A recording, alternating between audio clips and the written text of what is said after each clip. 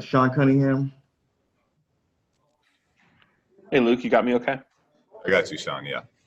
Perfect. Is there any update yet to Marvin Bagley by chance? No, we're the films have been sent out. We're waiting to kind of get some more information back from that. So that's kind of where we're at right now.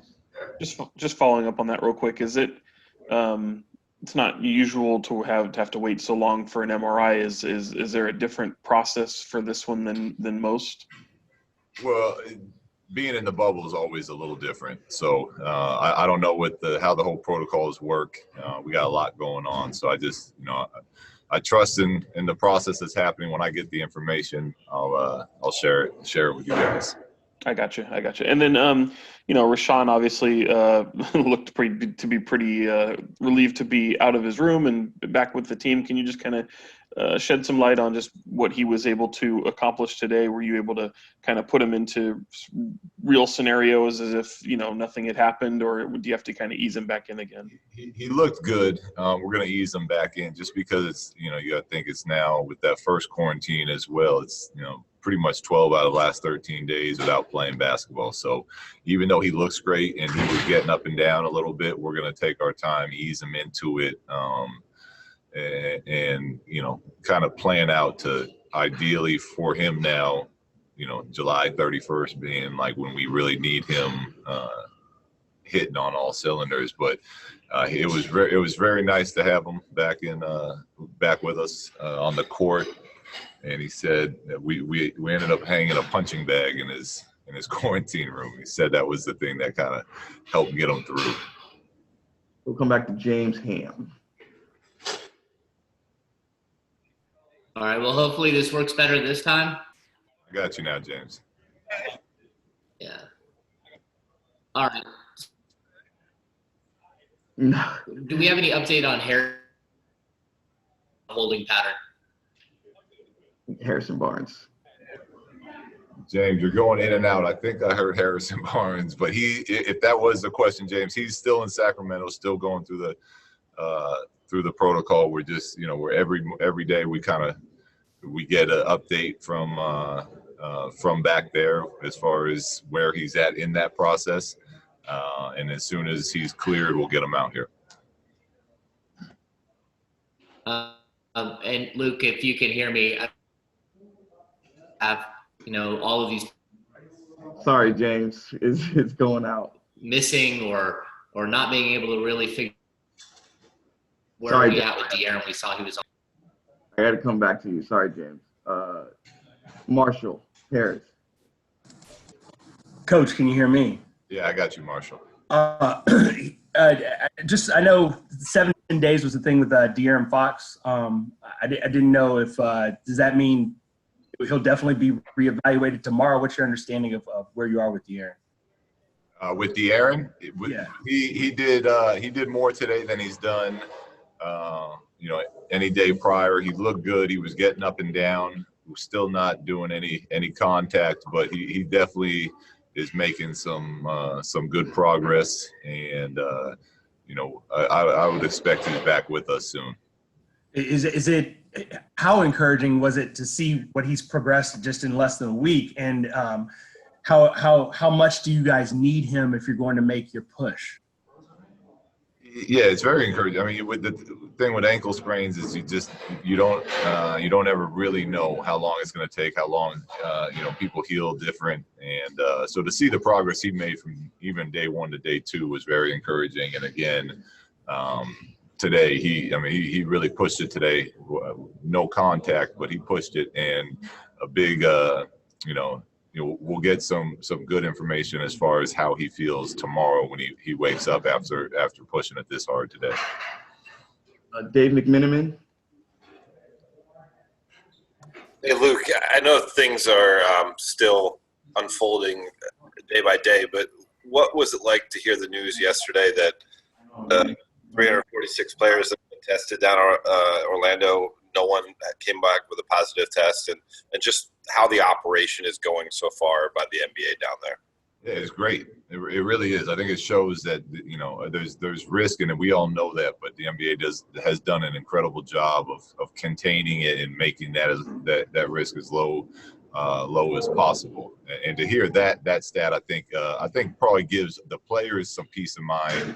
Also, the players' families back home some peace of mind. So it was good news to get that. Thank you. Go to Dan Wilkie. Hey, Luke. How are you? I'm curious. Have you spoken to Spo at all about tomorrow in terms of constructing any situations for the scrimmage?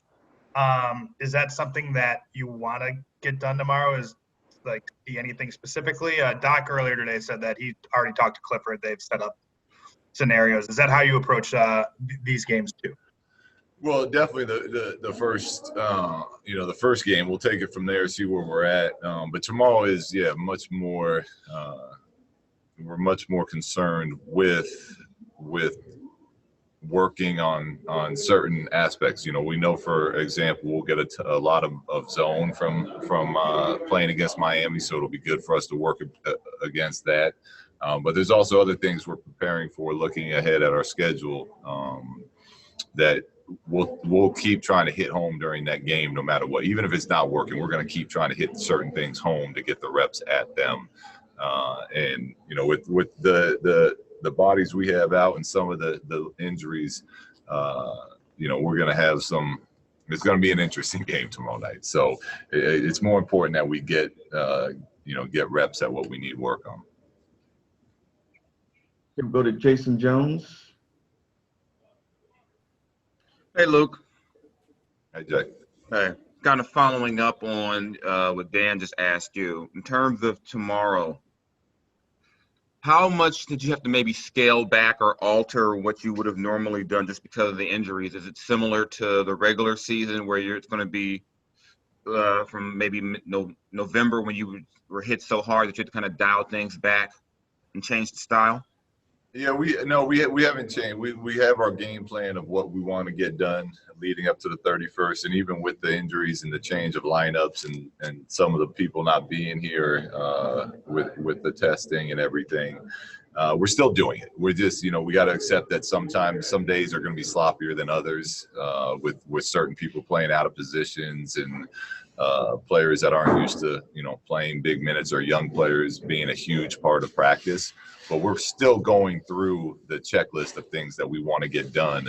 And then as our players, start coming back and start getting healthier and we start getting closer to the start of the games, at least we'll have felt it and we'll have reps at those things that we're trying to get accomplished. And belly was a big part of yours when you started to turn things around earlier in the year, and it's been pretty consistent all year. Just how has he been? What have you learned about him just over the course of the season, and how vital has he been to kind of keeping you guys steady throughout this whole process? Yeah, he's great for us.